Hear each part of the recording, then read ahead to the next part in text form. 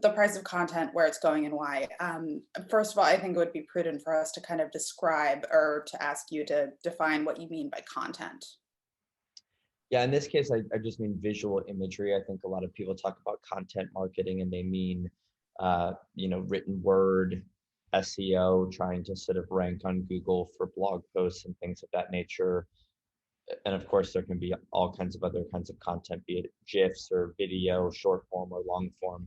In this case, I mostly mean still photography, as that's the majority of what we do at the Hub. And I'm curious too. Do you think using the word content as a catch-all, as convenient as it is contributing to this trend of where people are pricing it or valuing it, because it kind of flattens all of the tremendous work that goes into it, especially with regard to photography, which requires shooting and editing and lighting and all these different things? I think flattening is a good word, and no, I don't think it's adding to the problem. I think perhaps an opponent of the lowering cost would say that it is the problem, which is to say that a videographer, like one of our top videographers, for example, he does pre-production, meaning coming up with the ideas, production, meaning shooting. While he's on set, he's usually the only one on set, so he has a mastery of lighting and sound and all kinds of other things that might have typically been other people. Um, he has a mastery of editing. He also knows how to color grade, which usually would have been another person. He knows how to do VFX, video effects, animation. So he really, from end to end, has mastery of what he does. Same thing with our photographers, particularly in the food space. We have photographers who style their own shoots and edit their own shoots and retouch their own shoots. So I think there's a flattening of what like big advertising would call the TV village. The TV village is like all the people, all the crew needed to pull off a big shoot. And that now, because technology is better, but also because I think out of necessity, perhaps people can sort of do a shoot completely by themselves. Do you think that's asking too many responsibilities of one person? Do you think it's beneficial? Walk me through where that goes and how that effect is affecting the pricing to your mind. I think as with anything in life, if someone were to build a house, say, and they're quite handy and they're particularly skilled at millwork, that is like working on wood and paneling and so on, and they're like okay at electric and okay at plumbing, they can still build a house, right? It would probably be better if you had specialists for all those different tasks, but it would be a lot more expensive and complicated to do so. And sometimes it's satisfying to do the whole thing yourself. So I think, yeah, if the shoot has the budget and someone's willing to pay $10,000 or $15,000 for a shoot, they can bring in specialists for all the disparate things. But if they have a small budget, I think increasingly people are able to do all of what's needed to pull it off. I also think what's expected from an image is like one of the things that is contributing to the decline in cost of content is that images have a shorter lifespan and are less, impeccable execution is less important. And at the same time, the quality of the equipment used to take the photography is improving dramatically. And so an everyday person doing a decent job, the difference between that and a whole crew doing their absolute best with world-class equipment, that gap is narrowing. Whereas 10 years ago, the everyday Joe would be using pretty mediocre equipment and the crew would be using top of the line equipment. And so the everyman has been given better equipment, better publishing tools, et cetera. And so they can close the gap with someone with more training and traditionally fancier equipment. So then just to ask the question quite plainly, where do you think the price of content is going? And is that good? Is that bad? Is it good for some people and bad for others? I mean, the answer simply is down, right? Like the cost of photography or videography, the cost of filling an Instagram feed is going down and going down quite precipitously. And it's caused by a couple things that I haven't necessarily prepared, but I guess just to try to list them, it would be the supply. Everyone's a photographer. So there are hundreds and hundreds of thousands of photographers that I know of in the United States, people that would call themselves photographers.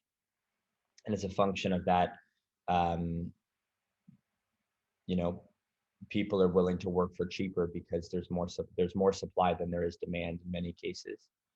The reason that it's so easy for there to be so many photographers, the reason supply is going up is because digital cameras are getting so good and so affordable on a relative basis. Publishing tools that sort of establish you as a photographer, you know, these glory days are over, but maybe 5 years ago, you could get on an Instagram, have some decent photographs, accrue 100,000 or 200,000 or 500,000 followers, and make a living being sort of an influencer or being hired for your talents. And so Instagram and these publishing platforms have enabled people to anoint themselves a photographer, whereas prior that would have been an editorial editor, you know, someone at a magazine or someone with like more experience. There are fewer of them that would be the gatekeepers that would enable someone to become a professional photographer or not. So I think supply increasing, it becoming increasingly easy to publish, and equipment becoming cheaper, are all things that are contributing to the declining cost of content. And to circle back on it, do you think the declining cost of content is good, bad? Are there gray areas there? I think it's mostly good. It's a democratization. It's taking the same amount of money and spreading it over more people for sure. You know, when I get into this debate, shall we say, or conversation where certain photographers or entities are very vocal about wanting to keep the cost of content high and not have it be a race to the bottom, that would be to say that of the 40,000 photographers on the hub, 30,000 of them would never get work, or 35,000 of them would never get work if we were to cement the price of content artificially high. So, for example, the hub, and you haven't asked this, but my platform doesn't price content. My platform is simply a conduit and a meeting place for supply and demand. In the same way that Craigslist doesn't price a kayak or Airbnb doesn't price a room, it's simply someone deciding how to price it, which is the supply side, and someone deciding what to pay and if they're willing to pay that price, which is the demand side. It's a free market. It's how markets always work. Um, so it's the market that's pricing itself, not one of the conduits that's determining what content should or should not cost. I know you said that in the past that you've reached out to companies who are underpricing their offers. So what responsibility do you think that companies have to at least offer fair, if not these high rates? Well, I mean, again, I guess I'll speak out of both sides of my mouth. The market goes where it wants to go. Right now, I think it's comfortably in a place where a relatively talented photographer can make a very good living shooting the kinds of shoots we have on the hub, which is to say, some people think that a shoot shouldn't be any less than $2,000 or $3,000 or $4,000, and there are regularly shoots on the hub that are $750 or $1,000 for easy math. Now we have photographers who do 8 shoots a month, you know, and so they make less fees. They make, let's say, $8,000 a month. So that's $96,000 a year. That's almost double what the average photographer traditionally makes. Like the median professional photographer makes something like 48 grand a year. So I'm telling you that someone doing 8 shoots a month, that's 2 shoots a week, where they have a day or two of prep time and then they shoot, and a day or two of prep time and then they shoot. And that's their week every week. Jobs are falling into their lap because of my marketplace.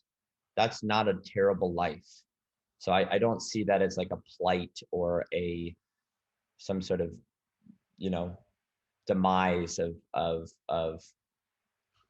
content, or, as I said, the plight of the photographer. On the contrary, I think it enables a whole swath, a whole tier, a whole echelon of creative talent that wouldn't have had work prior to have work.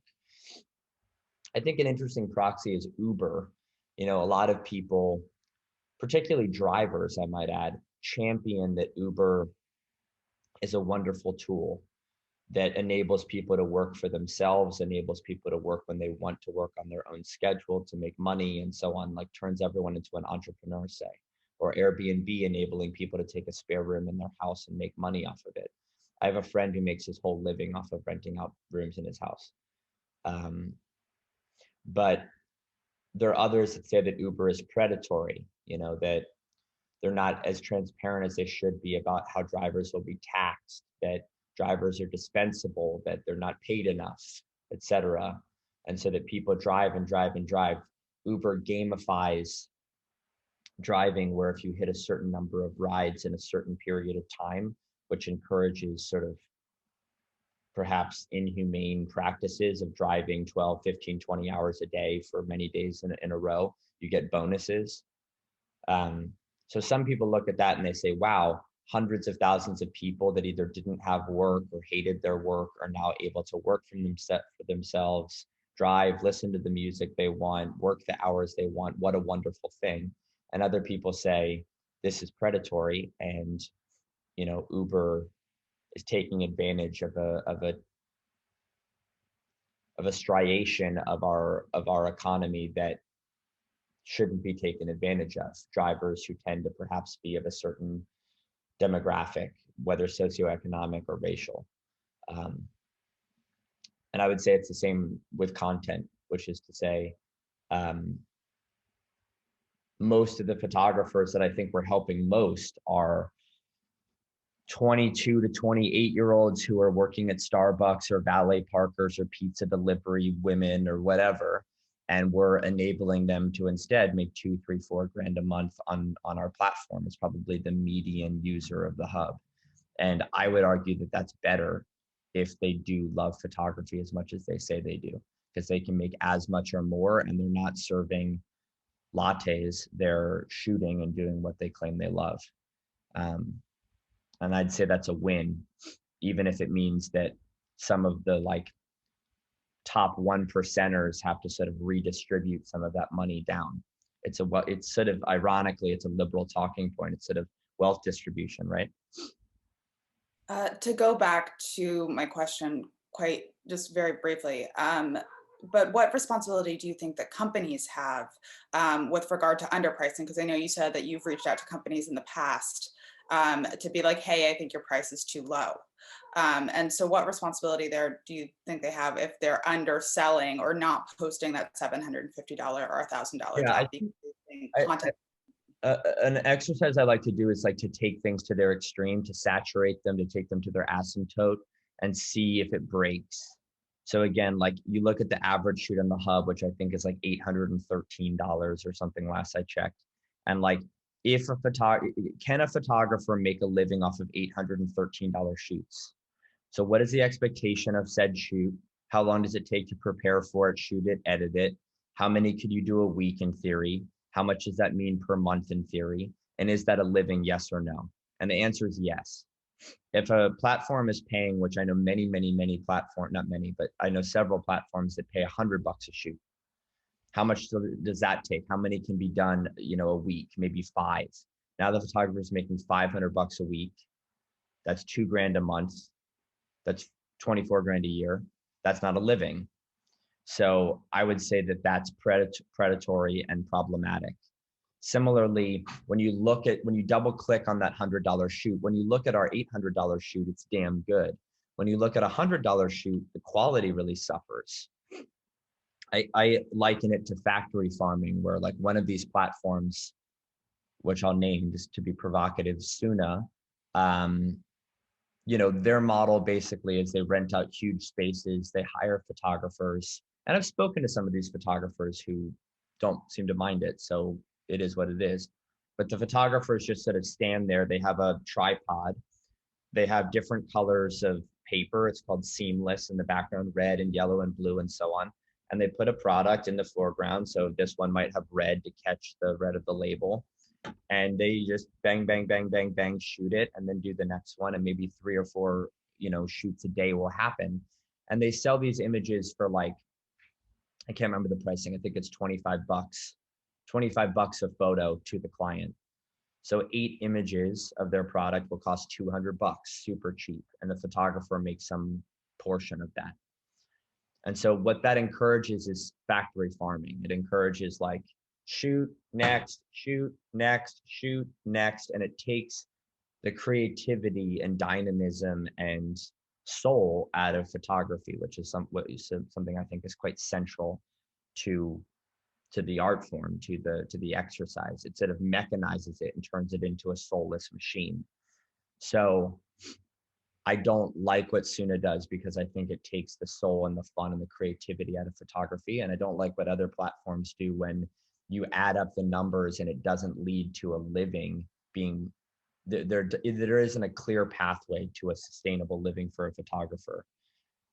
But if the market is fair and people are opting in from both supply and demand, and photographers, of whom I'm protective, can make not just a living, but a good living, and brands who are getting content are happy because they're getting it better, faster, cheaper, I view that as a win.